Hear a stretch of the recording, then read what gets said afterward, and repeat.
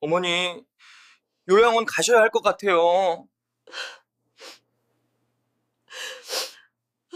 순간 가슴이 먹먹했습니다. 저는 말없이 눈물만 훔쳤어요. 아들이 계속해서 말을 이었습니다. 이 집은 이제 정리하도록 할게요. 정리하도록 할게요. 아니, 나는 아직 혼자서도 잘 지내. 요양원은 싫어게. 어머니, 이미 결정된 거예요. 다음 주에 짐 정리하러 올게요. 그 말이 끝나자 방안이 조용해졌습니다. 엄마 말 좀 들어봐. 나 아직 혼자 할 수 있어. 혼자서 밥도 먹고, 빨래도 하고, 어머니, 지난주에도 약 안 드셨잖아요. 전화도 안 받으시고, 저희가 얼마나 불안한데요. 하고 아들이 큰 소리로 말했어요. 그건 깜빡한 거고, 너희가 자꾸 확인 전화하니까 부담스러워서. 그러니까요. 혼자 계시면 안 된다는 거잖아요. 우리도 일이 있어요. 애들도 돌봐야 하고, 24시간 어머니만 신경 쓸 수 없어요. 나는 아무 말도 하지 않았습니다. 아니, 할 말이 사라졌습니다. 그럼 나는 어떻게 하면 되는데? 잠시 후 제가 작은 목소리로 말을 건넸어요. 아들은 피곤한 듯 대답했습니다. 요양원 가시면 돼요. 전문가들이 다 케어해 주니까 훨씬 안전하고 어머니도 편하실 거예요. 저는 그때부터 울먹이기 시작했어요. 편하긴 뭐가 편해? 난 내 집에서 살고 싶단 말이야. 아들은 더욱 단호한 목소리로 말하더군요. 어머니, 제발 좀 이해해 주세요. 우리도 힘들어요. 침묵이 이어졌습니다. 그날 나는 알게 되었어요. 내가 아이들의 짐이 되었구나. 내가 내 노후를 준비를 안 했구나. 서글펐습니다. 그리고 깨닫게 되었죠. 노후 준비란 돈을 모으는 게 아니라 선택권을 지켜내는 싸움이라는 걸. 혹시 여러분들도 저와 같이 노후가 막막하다고 느끼신 적 계신가요? 여러분들도 저와 같은 경험이 있으시면 댓글로 남겨주세요. 오늘 저의 얘기는 요양원이 아닌 제 스스로 선택권을 가질 수 있게 된 여정에 대해서 말씀드리고 싶어요. 오늘 제 이야기가 공감이 되시면 구독, 좋아요 한 번씩만 해주시면 감사하겠습니다. 이야기는 6개월 전으로 돌아갑니다. 나는 올해 72입니다. 아직 혼자 밥을 먹고, 혼자 화장실에 가고, 혼자 생각할 수 있습니다. 아침 6시면 눈이 떠집니다. 창문을 열고, 신선한 공기를 마시고, 커피를 내립니다. 손이 조금 떨리긴 하지만 컵을 떨어뜨리진 않습니다. 신문을 펼치고 천천히 읽습니다. 머리는 멀쩡합니다. 어제 일도 기억하고 약 먹을 시간도 압니다. 점심때는 간단하게 국수를 삶아 먹고 저녁엔 반찬 몇 가지로 밥 한 공기 뚝딱 먹습니다. 일주일에 2번은 동네 경로당에 나가 친구들과 화투도 치고 수다도 떱니다. 어머, 김 여사. 오늘 옷 색깔 좋네? 아이고, 뭘? 집에 있는 거 입었지 뭐. 평범한 일상, 특별할 것 없는 하루. 하지만 그게 얼마나 소중한 건지 그땐 몰랐습니다. 변화는 작은 사건에서 시작되었어요. 지난 겨울이었습니다. 아침에 일어나 화장실로 가는데 발이 미끄러졌습니다. 바닥이 얼어 있었던 걸까요? 아니면 순간 어지러웠던 걸까요? 쿵. 다행히 크게 다치진 않았어요. 엉덩이가 좀 아팠지만 뼈가 부러지거나 한 건 아니었습니다. 혼자 일어나서 화장실도 갔고 아침도 먹었습니다. 괜찮았어요. 하지만 그날 오후 이웃 할머니가 아들에게 전화를 했습니다. 여보세요? 어머니, 좀 확인해 봐요. 오늘 아침에 넘어지셨대요. 1시간 후 큰아들이 다급하게 달려왔습니다. 어머니, 괜찮으세요? 왜 전화 안 하셨어요? 괜찮아. 살짝 미끄러진 것 뿐이야. 아프지도 않아. 그래도 병원 가봐야죠. 만약에 뼈에 금이 갔으면 어쩌려고요? 아들의 성화에 저는 아들과 함께 병원에 갔습니다. 다행히 아무 이상 없었습니다. 하지만 그날부터 전화가 잦아졌습니다. 아침 8시, 저녁 6시, 엄마 괜찮으세요? 밥 드셨어요? 약은 드셨고요? 혹시 어디 아프신 데는 없고요? 처음엔 고마웠습니다. 하지만 하루에 2번씩 확인 전화를 받다 보니 나는 보고해야 하는 사람이 되었습니다. 아들은 짜증이 섞인 목소리로 전화가 옵니다. 엄마, 왜 전화 안 받으세요? 아, 잠깐 경로당 갔다 왔어. 그럼 가기 전에 말씀하셔야죠. 저희가 얼마나 놀랐는데요. 외출도 보고, 식사도 보고, 수면도 보고, 자식들 눈에 나는 더 이상 엄마가 아니었습니다. 관리 대상, 해결해야 할 문제가 되어버린 거죠. 그로부터 2달 후, 어느 주말 아이들이 모두 모였습니다. 명절도 아닌데 다 같이 모인 건 오랜만이었어요. 뭔가 이상했습니다. 분위기가 너무 진지했으니까요. 큰아들이 태블릿을 꺼내 들었어요. 화면엔 여러 요양원 정보가 떠 있었습니다. 큰아들이 말을 꺼냈습니다. 어머니, 저희가 알아봤는데요. 저는 심장이 철렁했습니다. 아들이 조심스럽고 조용한 목소리로 계속 말을 합니다. 여기 요양원인데요. 시설이 정말 좋아요. 식사도 좋고 프로그램도 다양하고 한 달에 300만 원 정도면 괜찮은 곳 갈 수 있대요. 나는 한숨을 푹 내쉬며 말했어요. 나는 집에서 살고 싶은데 어머니 혼자 계시면 위험하잖아요. 지난번에도 넘어지셨고 약도 자꾸 까먹으시고 아들이 큰 소리로 말했어요. 그건 한두 번 그런 거고 하고 얼버무리는데 아들이 목소리가 더 커지며 말을 이어갔어요. 한두 번이 문제예요. 한번 크게 다치시면 그때는 이미 늦어요. 그리고 아주 자연스럽게 다음 말이 이어졌습니다. 어머니 집 전세금이면 충분하잖아요. 2억 5천이면 3년은 거뜬하고 그 순간 나는 알았습니다. 이건 돌봄의 문제가 아니라 통제의 시작이라는 걸요. 저는 떨리는 목소리로 말을 했어요. 내 집, 그건 내가 살 곳인데. 어머니, 요양원 가시면 집 필요 없잖아요. 전세금으로 요양비 내시고 나중에 돈 모자라면 저희가 보탤게요. 딸이 다시 한번 다정한 말투로 끼어들었습니다.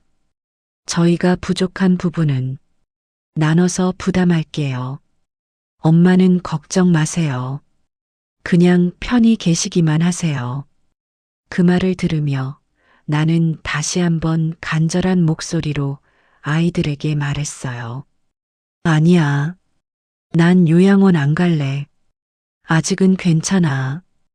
혼자서도 할 수 있어. 저의 말에 아들은 한숨을 쉽니다. 어머니, 그게 문제예요. 아직은 언제까지예요?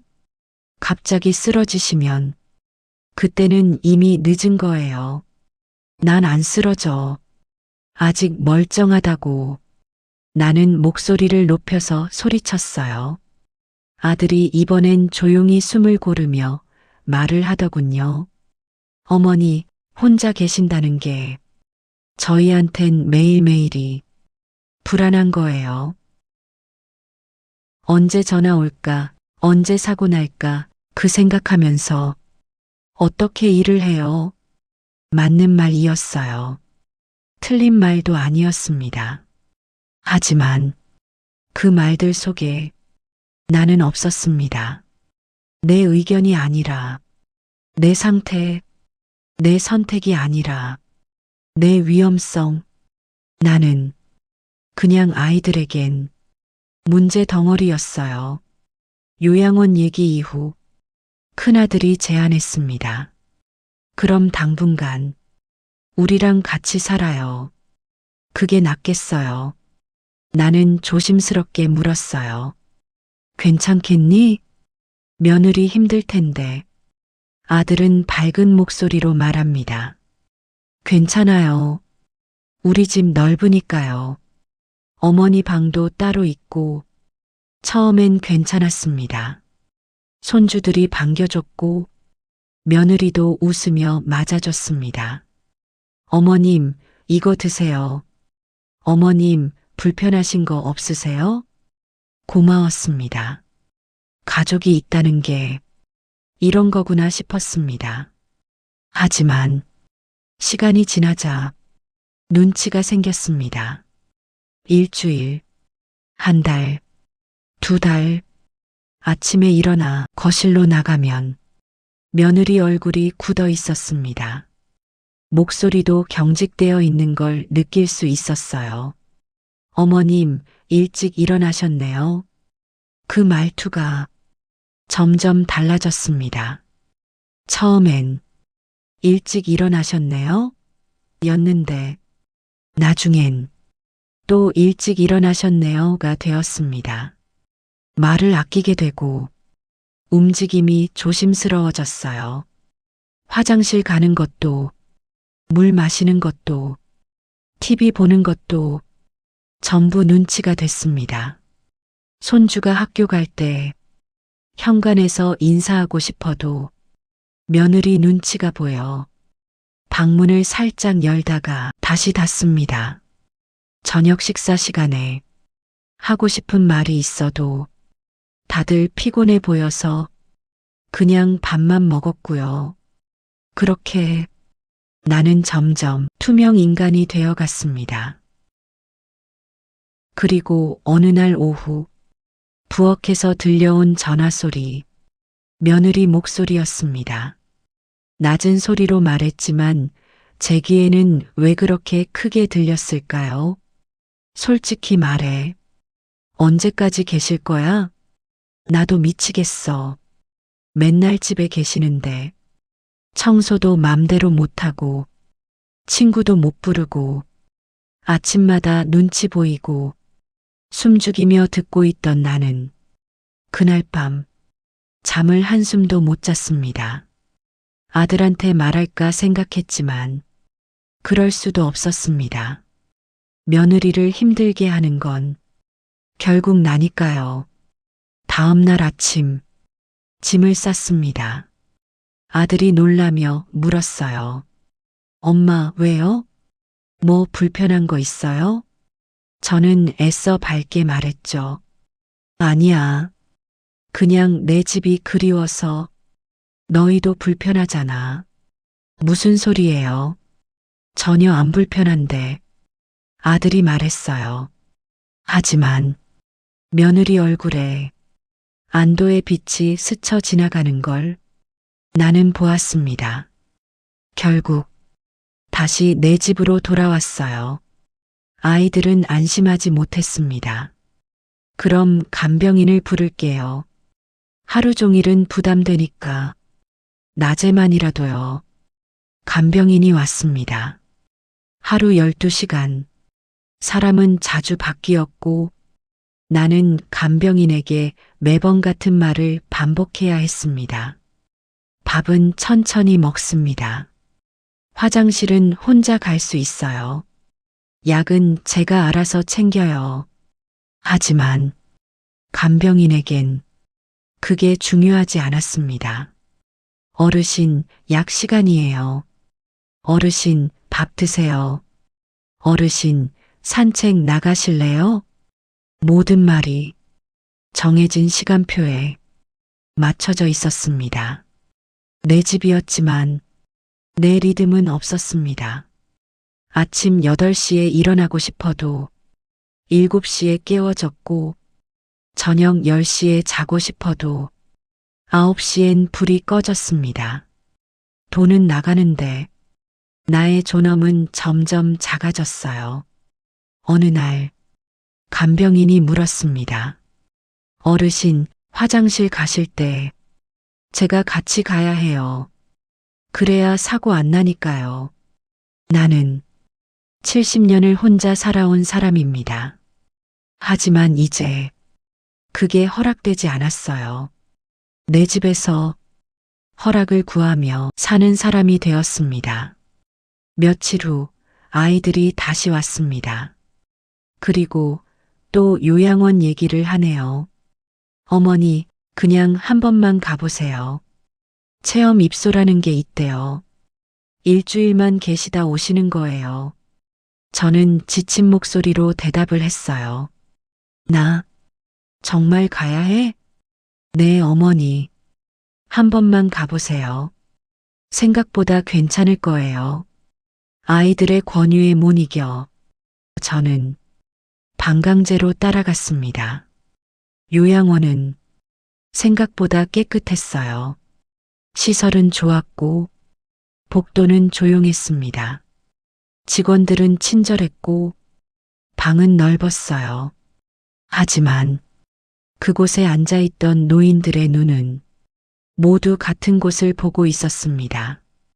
창밖, 아니면 허공, 기다림, 아니면 체념, 식사 시간, 20명쯤 되는 노인들이 일렬로 앉아 같은 반찬을 같은 속도로 먹었습니다. 말은 없었고요. 식사 후 레크리에이션 시간, 밝은 목소리로 선생님은 말합니다. 자, 다 같이 박수 쳐볼까요? 하나, 둘, 셋. 노인들은 힘없이 따라서 손뼉을 쳤습니다. 어떤 할머니는 눈물을 흘렸고 어떤 할아버지는 그냥 창밖만 보고 계셨습니다. 그날 저녁 같은 방을 쓰는 할머니가 물었습니다. 새로 오셨어요? 네. 체험이에요. 체험. 다들 그렇게 시작하죠.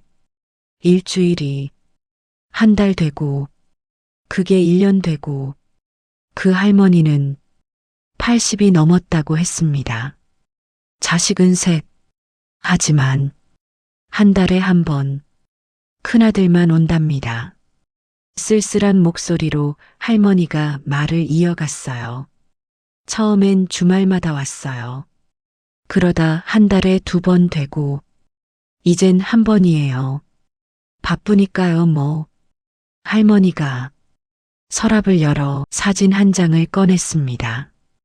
예전엔 이렇게 웃었는데 이젠 올 때마다 시계만 보더라고요. 빨리 가고 싶어 하는 거 다 알아요. 침울한 목소리였습니다. 그날 밤 저는 잠을 이룰 수 없었어요. 이게 내 미래구나. 이렇게 끝나는 거구나. 눈물이 났습니다.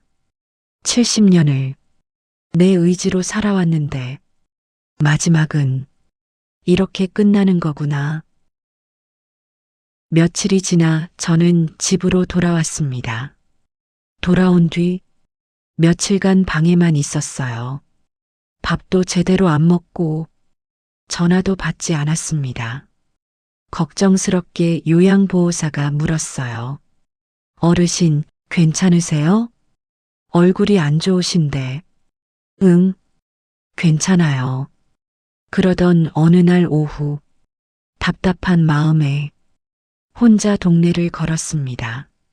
주민센터 앞을 지나는데 게시판에 붙은 작은 종이 하나가 눈에 들어왔어요. 고령자 맞춤 공공임대주택, 입주자 모집. 처음 보는 단어였습니다. 가까이 가서 읽어보았어요.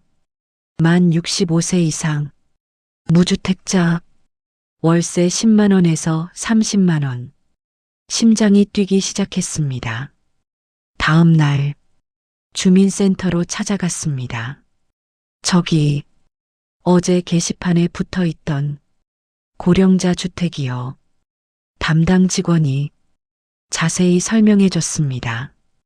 친절하게 말해 주더군요. 어르신, 이 주택은 고령자 전용이에요. 문턱 없고 안전 손잡이 다 있고요. 응급 호출 시스템도 설치돼 있어요. 저는 약간 떨리는 목소리로 물었어요. 혼자 살 수 있어요? 네, 물론이죠. 다만 주 2회 방문 돌봄 서비스가 있고 필요하면 식사 배달도 가능해요. 건물 1층에 주민 공용 공간도 있어서 원하시면 다른 어르신들이랑 같이 식사하실 수도 있고요. 직원의 대답은 저에게 희망적이었어요. 도움은 있지만 간섭은 없다는 얘기였습니다. 월세는 적었고 집은 내 이름으로 된다는 얘기였어요. 그제야 알았습니다. 문제는 요양원이 아니라 정보가 숨겨져 있다는 사실이었습니다. 왜 아무도 이런 걸 알려주지 않았을까? 아니, 알려고 하지 않았던 건 나도 마찬가지였습니다. 요양원 아니면 집, 이 두 가지만 생각했으니까요. 집에 돌아와 신청서를 작성했습니다. 떨리는 손으로 이름을 쓰고 서류를 정리했어요. 그리고 아이들을 불렀습니다. 저는 단호하게 말했습니다. 공공임대주택에 신청하려고 한다. 아이들이 놀라며 되물었어요. 네, 어머니, 그게 뭐예요? 저는 차근차근 어제 주민센터에 가서 접수하게 된 이야기를 설명했어요.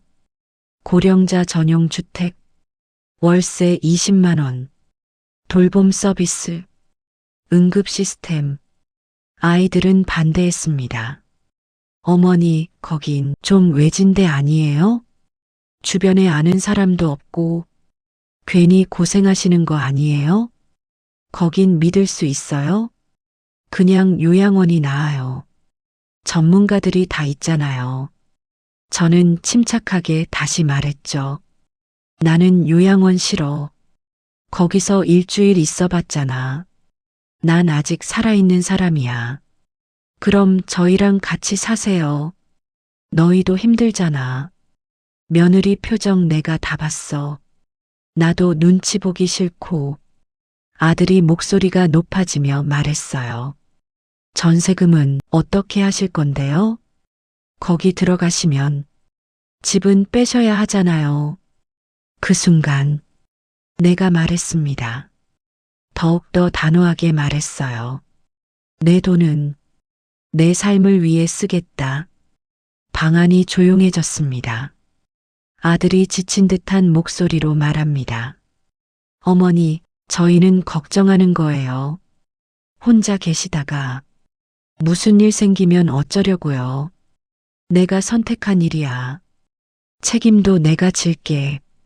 책임을요? 그때 가서 저희한테 연락하시면 어쩌라고요. 딸이 울먹이며 말했습니다. 엄마, 왜 이러세요? 우리가 뭘 잘못했어요? 그냥 편하게 계시라는 건데. 나는 딸의 손을 잡았습니다.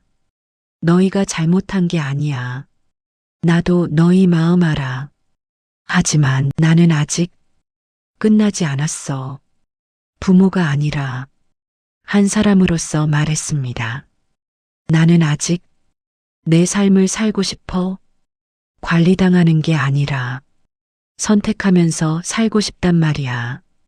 70년을 내 의지로 살아왔는데 마지막까지 그렇게 살고 싶어? 큰아들이 고개를 떨구었습니다. 그리고 아들은 조심스럽게 말을 꺼냈어요. 저희가 엄마를 그렇게 대했나요? 아니야. 너희는 최선을 다했어. 하지만 그 최선이 내가 원하는 삶과는 달랐던 것뿐이야. 긴 침묵 끝에 큰아들이 말했습니다. 알겠어요. 어머니가 원하시는 대로 하세요. 대신 무슨 일 있으면 꼭 연락하세요. 지금 나는 작은 집에 살고 있습니다. 방 하나, 거실 하나, 22평입니다. 문턱 없고 엘리베이터 잘 되고 아무도 내 시간을 정하지 않아요. 아침 6시에 일어나고 싶으면 그렇게 하고 밤 12시까지 책을 읽고 싶으면 그렇게 합니다. 주 2회 돌봄 선생님이 오시고 언제나 밝은 목소리로 말을 건넵니다. 어르신, 오늘 컨디션 어떠세요? 좋아요. 어제 잘 잤어요. 그럼 오늘은 청소만 살짝 하고 필요한 거 있으면 말씀하세요. 청소 도와주시고 말벗도 되어주시고 필요한 서류 처리도 함께 해주십니다. 하지만 내 삶을 간섭하진 않아요. 이 건물엔 나 같은 노인이 20명쯤 삽니다. 가끔 로비에서 마주치면 인사를 나누고 일주일에 한 번 간단한 모임도 있습니다. 지난주엔 같이 김장도 했어요. 어머, 김 여사님, 배추 절이기 잘하시네요. 아이고, 뭘. 평생 해온 건데 뭐. 다들 혼자 사는 노인들이라 양은 적게 담갔지만 함께 웃으며 배추를 절이는 시간이 참 좋았습니다. 외롭지 않다면 거짓말이겠죠. 밤에 혼자 누우면 가끔 무섭습니다. 이대로 잠들면 깨어나지 못할까봐. 하지만 존엄을 잃은 채 사는 것보다는 이 외로움이 낫습니다. 아이들은 한 달에 한 번쯤 옵니다. 처음엔 섭섭해했지만 이젠 이해하는 것 같아요. 지난주 큰아들이 왔을 때 이렇게 말했습니다. 어머니 표정이 좋아 보여요. 그 말이 제일 고마웠습니다. 그리고 딸이 조용히 물었습니다. 엄마, 행복하세요? 나는 잠시 생각했습니다. 그리고 미소 지으며 대답했어요. 응, 내 삶을 사니까 행복해. 노후 준비는 돈부터가 아닙니다. 시설도 계좌도 아닙니다. 내가 아직 선택할 수 있는 사람인가? 그 질문이 노후의 시작입니다. 요양원 보내겠다는 말. 그날부터 모든 게 달라졌습니다. 하지만 나는 아직 끝나지 않았습니다. 내 이름으로 하루를 열고 내 의지로 시작하는 그 작은 자유. 그게 바로 나의 노후입니다. 혹시 지금 이 영상을 보시는 분 중에 나와 같은 고민을 하고 계신 분이 있다면 이것만은 꼭 기억해 주세요. 선택지는 생각보다 많습니다. 좀 더 알아보시고 내 노후는 내가 준비해 보아요. 노후는 누군가의 짐이 되는 시간이 아니라 내가 선택하며 사는 시간입니다. 오늘 이 영상이 여러분의 선택에 작은 도움이 되었기를 바랍니다. 궁금하신 것 있으시면 댓글에 남겨주시면 답해드리겠습니다. 시청해주셔서 감사합니다. 구독과 좋아요 부탁드립니다.